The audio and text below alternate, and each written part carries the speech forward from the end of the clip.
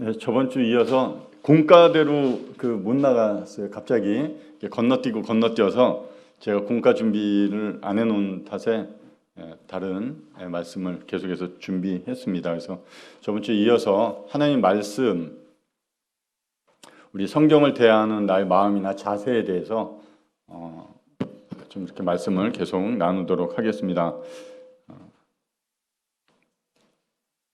말씀 함께 좀 읽겠습니다. 사무엘상 3장 10절에 여호와께서 임하여 서서 전과 같이 사무엘아 사무엘아 부르시니라. 사무엘이 이르되 말씀하옵소서 주의 종이 듣겠나이다 하니. 어린 사무엘이 하나님의 임재가 있는 성전에 와 있습니다. 그런데 하나님께서 그곳에 나타나셔서 이 아이 사무엘을 부르십니다. 아이 사무엘을 부르는데 처음에 불렀을 때 사무엘이 그것이 하나님의 음성인지 못 알아들었어요.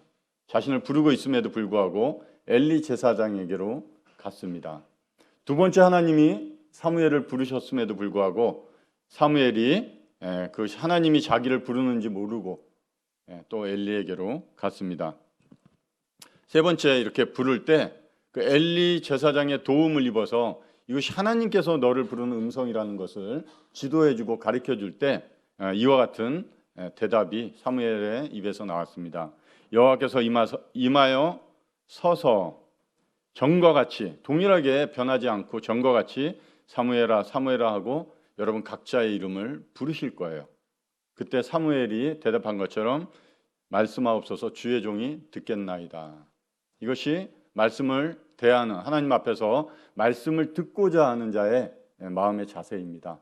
하나님 변함없이 여러분 찾아오셔서 하나님의 음성으로 알아들을 수 있도록 말씀해 주십니다. 우리가 둔하고 또 영적으로 죽어 있거나 또 영적으로 감각이 없어서 하나님의 음성을 하나님의 음성으로 못 알아들을 때가 있지만 주변에 여러 선생님들 도움 얻어서 정말 하나님이 나를 부르시는 이 음성을 들을 수 있는 이런 사람들이 되기를 바랍니다. 그래서 여기서 사무엘이 고백한 것처럼 주의 말씀을 듣는 자신의 겸손한 위치로 자신을 낮추고 종으로서 하나님의 음성 앞에 자신의 모습을 발견하는 이런 사무엘처럼 아직까지 하나님의 음성이 내 마음에 또 하나님의 음성 앞에 내가 엎드려진 적이 없다 그러면 이와 같이 하나님 앞에서 기도하시고 성경을 피시고 하나님 말씀해 주십시오. 제가 듣겠습니다. 저번 주에 이어서 저번 주에 여러분들이 함께 듣게 된 그 하나님의 말씀을 잘 기록하셨는지 모르겠어요. 그래서 그 말씀을 가지고 집에 돌아가서 개인적으로 그 말씀을 읽고 하나님 앞에 기도하면서 하나님의 음성 듣기를 연습하고 또 그와 같은 시간을 가져보라고 말씀을 드렸습니다. 그런 시간을 가지셨는지 모르겠어요. 이와 같이 사무엘의 마음처럼 하나님의 음성 듣기를 원하고 그 음성에 반응할 수 있는 학생들이 되기를 바랍니다. 사무엘상 20장 제가 38절 39절 읽겠습니다. 38절 요나단이 아이 뒤에서 또 외치되 지체 말고 빨리 다름질하라 하매 요나단의 아이가 화살을 주어가지고 주인에게로 돌아왔으나 그 아이는 아무것도 알지 못하고 요나단과 다윗만 그 일을 알았더라. 요나단의 아버지 사울 왕이 다윗을 죽이고자 할 때 요나단과 다윗은 너무나 절친한 친구와 같은 그런 깊은 우정 가운데 있던 관계였습니다. 그래서 이 요나단이 자신의 아버지 사울에게 가서 정말 우리 아버지가 너를 죽이겠다고 그러면 내가 그것을 알리겠고 그렇지 않은 마음이라면 그것 또한 내가 너에게 알려줄 테니까 돌아와서 우리 함께 있자 하면서 그 증표로 화살 셋을 관역 근처 바위에다가 쏠 테니까 그러면서 내가 보내는 아이가 화살이 주워올 텐데 내가 그 아이에게 화살이 이쪽에 있다 그러면 너는 돌아와라. 평안하게 우리와 함께 지낼 수 있을 거라는 증거로 말을 하겠다 그러고 또 한 번은 화살이 네 앞쪽에 있다 그러면 다윗 너는 도망을 가라. 이런 서로의 약속, 깊은 사랑의 관계에 있었던 깊은 우정으로 있었던 그 둘의 관계에서 언약을 맺었습니다. 그리고 이 아이가 요나단이 쏜 화살을 주워가지고 돌아옵니다. 이 아이는 요나단과 다윗이 맺은 언약에 대해서는 아무 내용을 알지 못합니다. 그냥 몸만 왔다 갔다 하는 것입니다. 하나님과 우리 성도 간에 맺은 언약이 있습니다. 하나님이 우리를 사랑하셔서 정말 어떤 값없이 저희에게 받을 수 없는 은혜의 사랑을 성도들에게 베풀어 주셨고, 그것을 받은 성도들이 하나님을 사랑하는 마음 가운데 이 교회에 모여서 하나님을 찬양하고 예배합니다. 그러나 몸만 왔다 갔다 하는 사람들이 있어요. 그 관계가 어떤 것인지 모르고 그 사랑의 관계에 들어오지 못하는 이런 사람들도 있습니다. 우리 학생들 부모님을 따라서 또 그냥 일요일이니까 그 나오는 거 너무 좋아요. 저는 좋다고 생각해요. 그러나 이왕 나왔으면 하나님 말씀에 집중하고 정말 나도 그런 하나님의 사랑 가운데 들어가기를 원하는 마음을 가지셨으면 좋겠습니다. 요한일서 1장 3절에 우리가 보고 들은 바를 너희에게도 전함은 너희로 우리와 사귐이 있게 하려 함이니 우리의 사귐은 아버지와 그의 아들 예수 그리스도와 더불어 누림이다. 이 사귐 가운데서 하나님의 사랑을 누리는 것이 성도들에게 주신 하나님의 복입니다. 저희가 보고 들었어요. 눈으로 가시적으로 하나님을 보고 이 실제적으로 귀로 들은 것은 아니지만 하나님께서 우리에게 주신 믿음을 통해서 하나님이 어떠한 분인지를 보게 하시고 하나님의 음성이 성경을 통해서 들리게 해주셨어요. 우리가 보고 들은 것을 여러분에게 전하는 것입니다. 우리가 그 아버지 아들 예수 그리스도와 아버지와 그 아들 예수 그리스도 그 사랑의 사귐 가운데 저희들이 있습니다. 여러분도 그 사랑의 사귐 가운데 오셔서 함께 누리는 거예요. 그냥 몸만 왔다 갔다 하고 그냥 뇌가 저들이 누리는 것을 구경만 하지 마시고 함께 이 사귐 가운데 들어오시면 좋을 것 같습니다. 이 요한일서를 쓰는 이 요한이 그 자기가 알게 된 그 예수 그리스도의 그 부여하신 그 사랑 가운데 아직 들어오지 못한 아니면 누리지 못하는 이런 자들을 향해서 이와 같이 호소하고 있는 것입니다. 얼마나 좋은 것인지 말로 다 표현하지를 못하고 와서 보라고 와서 누리라고 하는 이 사도 요한의 이 외침이 여러분 마음 가운데 울림이 되기를 바랍니다. 요한복음 14장 5절 6절을 읽겠습니다. 졸리나요? 아니죠? 5절에 도마가 이르되 주여 주께서 어디로 가시는지 우리가 알지 못하거늘 그 길을 어찌 알겠사옵나이까.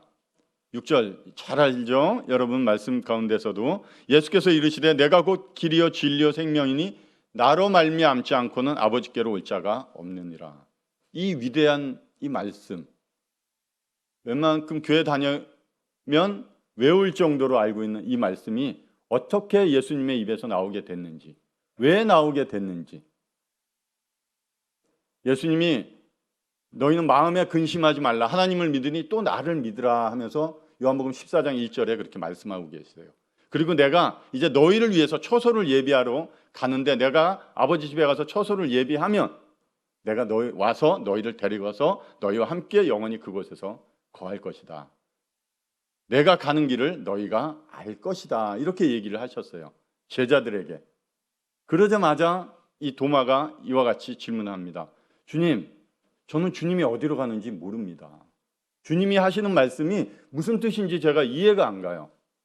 어디로 가신다고 안신다고 그러는데 저는 잘 모르겠습니다 하는 이 도마의 반문에 예수님이 이 위대하신 대답을 하신 거예요. 성경을 펴시고 모르면 예수님께 질문하시고 그 질문한다는 것 자체는 마음에 적극성이 있다는 거예요. 관심이 있다는 거예요. 성경을 읽으면서 질문이 없다는 것은 이상한 거예요. 다 알 수 있을까요? 모르죠. 특히 구원받지 않았거나 하나님의 말씀의 의미를 잘 모른다면 당연히 질문하는 게 당연한 거예요. 주님이 알려주시고 주님의 사람들을 통해서 하나님의 말씀하신 그 의미들을 알려주실 겁니다. 그것이 하나님이 보시는 마음의 중심입니다. 알고자 하느냐 내가. 그런데 그런 거 없이 그냥 습관적으로 읽는 나쁜 건 아니에요. 왜? 말씀의 능력이 있으니까. 그러나 하나님께서는 분명히 우리들의 마음을 잘 감찰하시는 분이기 때문에 정말 이 성경을 읽는 큐티를 하는 의미가 너 마음에 어떤 의미로 이것을 하는지 하나님은 보고 계시다는 거예요. 모르면 질문하고 이런 질문을 통해서 하나님이 어떠한 분인지를 알게 됩니다. 적극적이고 도마는 예수님의 그런 말씀이 끝나자마자 즉각적으로 이 질문을 했습니다. 반응하는 거예요. 그냥 하나님 말씀이 전해져도 그냥 묵묵히 침묵하는 게 아니라 정말 그 말씀에 즉각적으로 반응하는 이 도마와 같은 이 사람, 부정적으로 보이는 이 사람이에요. 왜냐하면 나중에 예수님을 의심하는 이 내용이 또 나오니까. 여하튼 하나님의 말씀을 읽을 때 궁금하고 질문이 생길 때 그것을 물어보고 알고자 하는 이런 적극적인 마음이 하나님을 알아가는 마음의 시작입니다. 네, 이런 내용을 여기 썼고요. 이제 의심하는 제자예요. 도마가 집회에 참석을 안 했어요. 한번 볼까요? 요한복음 20장 24절 25절 제가 한번 읽겠습니다. 12제자 중에 하나로서 디두모라 불리는 도마는 예수께서 오셨을 때 함께 있지 아니한지라. 다른 제자들이 그에게 이르되 우리가 주를 보았노라 하니 도마가 이르되 내가 그의 손의 못자국을 보며 내 손가락을 그 못자국에 넣으며 내 손을 그 옆구리에 넣어보지 않고는 믿지 아니하겠노라 하니라.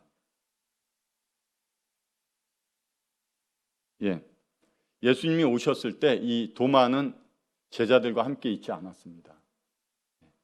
그것이 이 도마의 의심, 불신에 대한 하나님에 대한 예수님에 대한 그 의심이 더 커지게끔 만들었어요. 다른 제자들은 그 부활하신 예수님을 보았습니다. 느꼈어요.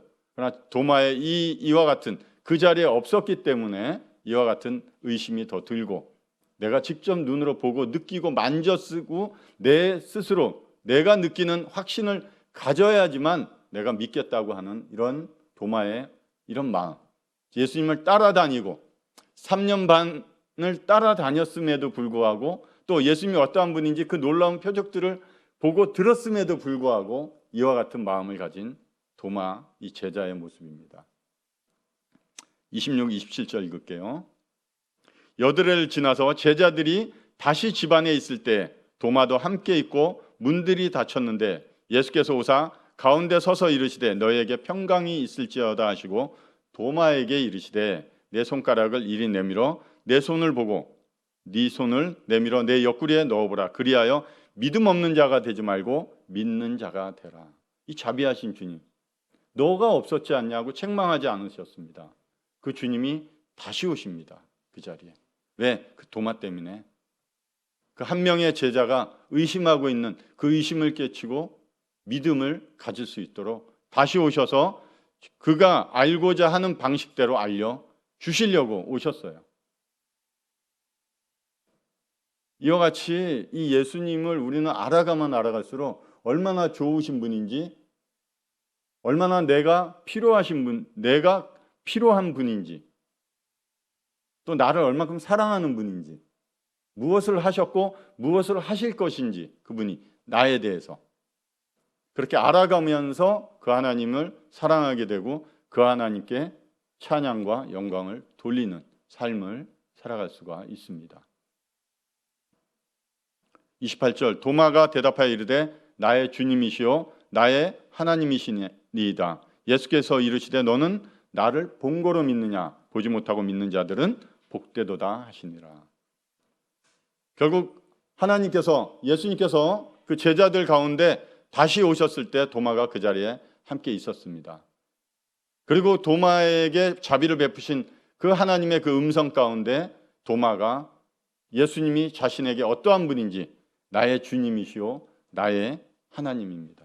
이 고백이 나왔습니다. 하나님께서 예수님께서 그 가운데 오셔서 이 고백을 이끌어 내셨어요.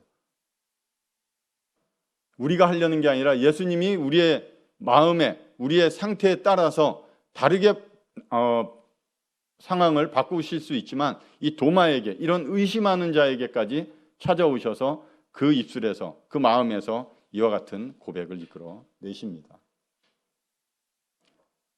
이 집회에 모이는 것, 학생회 오고 성도들이 모이는 곳에 빠지지 않아야 될 이유가 여기 있습니다. 내가 오늘은 요번 집회는 한 번 정도는 하고 빠질 수 있다고 생각하겠지만 그때 하나님이 오십니다.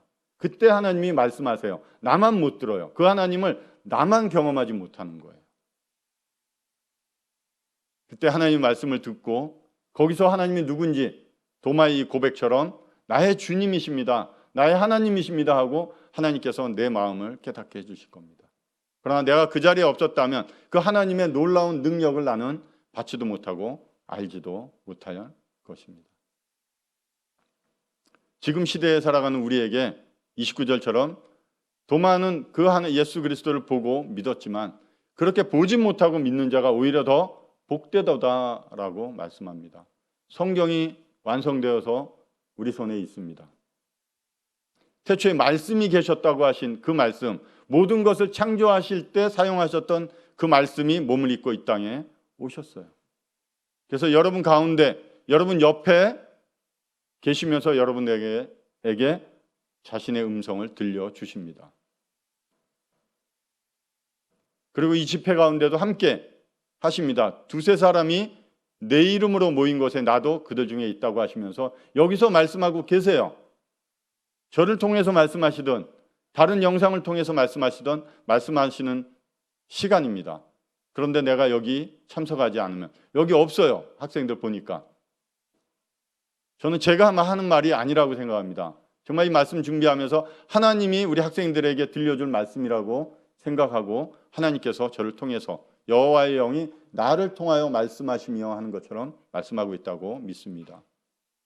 결국 여기 없는 학생들, 이 도마와 같은 의심으로 예수 그리스도를 부정하고 예수 그리스도를 마음에 두기 싫어하는 이런 마음의 상태가 계속해서 이어져 갈 것입니다. 요한복음 13장 2절에 이런 말씀이 있죠.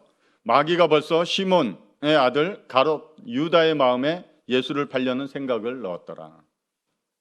마음에 무엇이 들어오는지에 따라서 행동으로 나옵니다. 가롯 유다의 마음에는 예수를 팔려는 생각을 사단이 넣었어요. 그래서 행동으로 실행했습니다. 예수님을 팔았어요. 내 마음에 뭐가 들어오느냐가 굉장히 중요합니다. 사단이 자신의 종처럼 나를 부리면서 내 마음에 자신이 원하는 것들을 넣고 자신이 하고자 하는 일들을 이루어 가려고 할 겁니다. 그러나 하나님께서는 내 마음에 하나님이 어떠한 분인지를 알리는 음성을 들려주시고 하나님이 어떠한 분인지 그 앞으로 이끌어 오시기 위해서 마음에 하나님의 말씀을 넣어줍니다. 내 마음이 굉장히 중요해요. 마음에 들어오는 생각이 결국 우리의 삶의 증거들로 나타납니다.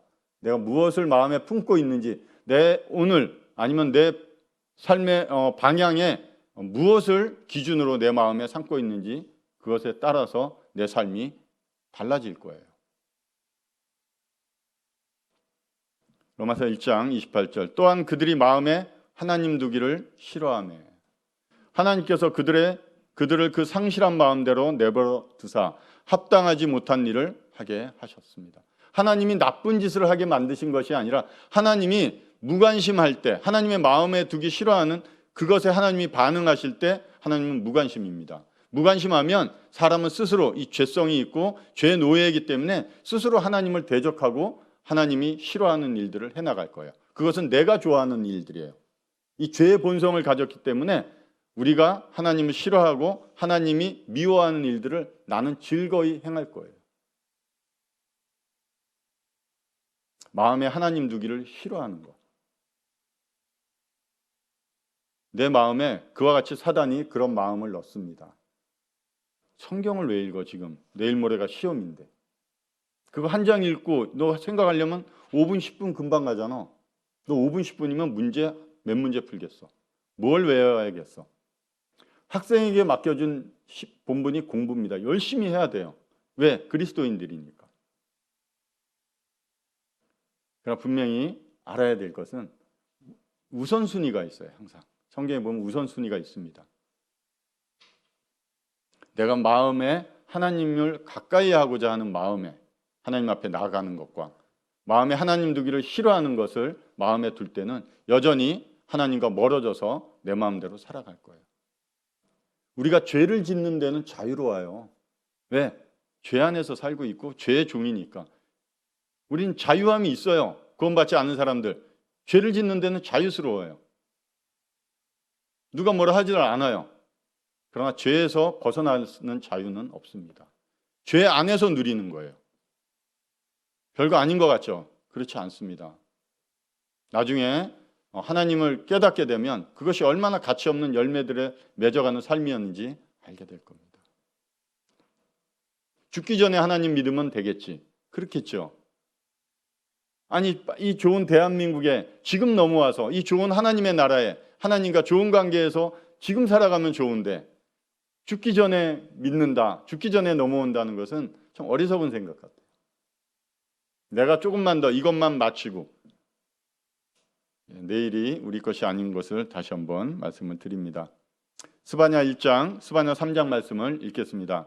여호와를 배반하고 따르지 아니한 자들과 여호와를 찾지도 아니하며 구하지도 아니한 자들을 멸절하리라. 폐역하고 더러운 곳, 포악한 그 성읍이 화 있을진저 그가 명령을 듣지 아니하며 교훈을 받지 아니하며 여호와를 의뢰하지 아니하며 자기 하나님께 가까이 나아가지 아니하였도다. 여호와를 찾지도 않고 구하지도 않는 것을 여호와를 배반한 것과 동일하게 여기시는 거예요. 죄는 그런 거예요. 아담이 선악과를 따먹은 것이 죄가 아니라 그 말씀을 어긴 것, 그 말씀을 어긴 것을 호세아 6장 7절에도 아담이 언약을 어기고 거기서 나를 반역했다는 거예요. 왜? 여러분이 하나님의 말씀을 안 듣고 성경 안 읽는 게 문제가 아니라 그와 같은 죄가 내 안에 역사하고 있다는 사실이에요. 그 죄가 하나님을 반역하고 있는 거예요. 나는 끌려갈 수밖에 없는 존재입니다. 하나님께 가까이 나아가지도 않고 하나님을 의지하지도 않고 하나님의 말씀을 듣지도 않는다는 거예요. 이게 패역한 세대라는 겁니다. 에스겔서 12장 또 여호와의 말씀이 내게 임하여 이르시되 인자야 내가 반역하는 족속 중에 거주하는도다. 그들은 볼 눈이 있어도 보지 아니하고 들을 귀가 있어도 듣지 아니하나니 그들은 반역하는 족속이다. 이스라엘 백성에게 하는 얘기예요. 하나님이 택하신 백성입니다. 하나님이 귀를 왜 만드셨을까요? 하나님의 음성을 들으라고 만드신 거예요. 입을 왜 만드셨을까요? 하나님의 음성을 듣고 반응하고 하나님을 찬양하고 영광 돌리기 위해서 이 입을 만든 겁니다. 그런데 그 목적에 벗어난 것이 죄라고 했듯이 똑같아요. 하나님이 음성을 들어야 될 귀를 막고 하나님을 찬양해야 될 입을 막고 있는, 반응하지 않는, 망가진 그 목적에서 벗어나 있는 이런 상태에 있는 죄, 이것을 하나님이 반역하는 자들이라고 얘기합니다. 아니요, 저 그 정도로 아니에요. 하나님 반역한 적 없어요. 그렇지 않아요. 하나님 말씀을 대해야 됨에도 불구하고 그와 같이 대하지 않는 자의 자세가 하나님을 반역하는 거예요. 성경을 가까이 대하면서도 하나님의 말씀을 하나님처럼 정말 경외하는 마음이 없다 하면 동일하게 하나님이 반역하는 죄라고 얘기를 하고 있습니다. 여호와 말씀 하나만 사건만 볼게요. 예레미야 36장 그들이 두루마리를 서기관 엘리사마의 방에 두고 뜰에 들어가 왕께 나아가서 이 모든 말을 왕의 귀에 아뢰니 왕이 여우디를 보내어 두루마리를 가져오게 하며 여우디가 서기관 엘리사마의 방에서 가져다가 왕과 왕의 곁에 선 모든 고관의 귀에 낭독하니 그때는 9째 달이라. 왕이 겨울 궁전에 앉았고 그 앞에는 불 피운 화로가 있더라. 여우디가 서너 쪽을 낭독하면 왕이 면도칼로 그것을 연하여 베어 화롯불에 던져서 두루마리를 모두 태웠더라. 하나님의 선지자를 통해서 하나님의 말씀을 가져오게 하고 그 하나님의 말씀을 읽는 족족 그 읽은 두루마리를 가져다가 왕이 칼로 베어서 불에다가 태워버리는 장면. 이게 유다 마지막 두 번째 여호야김이라는 왕의 모습입니다. 이게 하나님 말씀을 대하는 자세예요. 이것이 하나님을 대하는 자세의 모습입니다. 나는 이렇지 않았어요. 하나님 말씀 소중히 여기고 있습니다. 그러나 그 마음에 정말 하나님의 말씀을 어떻게 대하고 있는지에 따라서 우리가 이런 행동은 안 했지만 하나님 보실 때 동일하게 보시는 거예요. 난 성경 찢지 않았어요. 저는 예전에 찢었어요. 다 찢었지만 지금 저는 성경 찢지 않았어요. 그러나 성경을 대하는 마음의 자세가 이와 같다는 거예요. 찍고 태운 것이 문제가 아니라 그와 같이 교만하게 앉아서 하나님의 말씀이 들려짐에도 불구하고 가져다가 칼로 찢어가지고 불에 태우는 이런 유다의 왕이에요. 특별히 이 북이스라엘 왕도 아니고 유다의 왕입니다. 꺼져가는 불꽃이에요. 이제 유다가 마지막 불꽃이에요. 마지막 왕들이 이제 밑에 한 명 빼고는 유다가 멸망합니다. 그럼에도 불구하고 하나님 의지하지 않고 이 나라가 없어지게 생겼음에도 불구한 이런 시대에 이 왕이 하고 있는 행동이 이와 같습니다. 하나님 말씀 앞에서 겸손해지고 도와달라고 하고 의지해야 됨에도 불구하고 이 마음의 죄, 이 교만이 이와 같이 하나님의 말씀을 이와 같이 말씀 앞에서 행동하고 있는 것입니다. 성경은 약속이에요. 약속. 누가복음 11장 9절 10절 내가 또 너희에게 이르노니 구하라 그리하면 너희에게 주실 것이요 찾으라 그리하면 찾아낼 것이요 문을 두드리라 그리하면 너희에게 열릴 것이니 구하는 이마다 받을 것이요 찾는 이는 찾아낼 것이요 두드리는 이에게는 열릴 것이니라. 하나님이 하신 약속입니다. 신뢰하셔도 충분합니다. 여러분 이상으로 정직하고 신실하신 그런 하나님이십니다. 그 하나님 앞에 말씀을 열고 기도하시고 말씀을 들려달라고 하면 들려주십니다. 기도하고 마치겠습니다. 하나님 아버지, 우리 귀한 여기 성도도 있고 아직 구원받지 못한 학생들도 있습니다.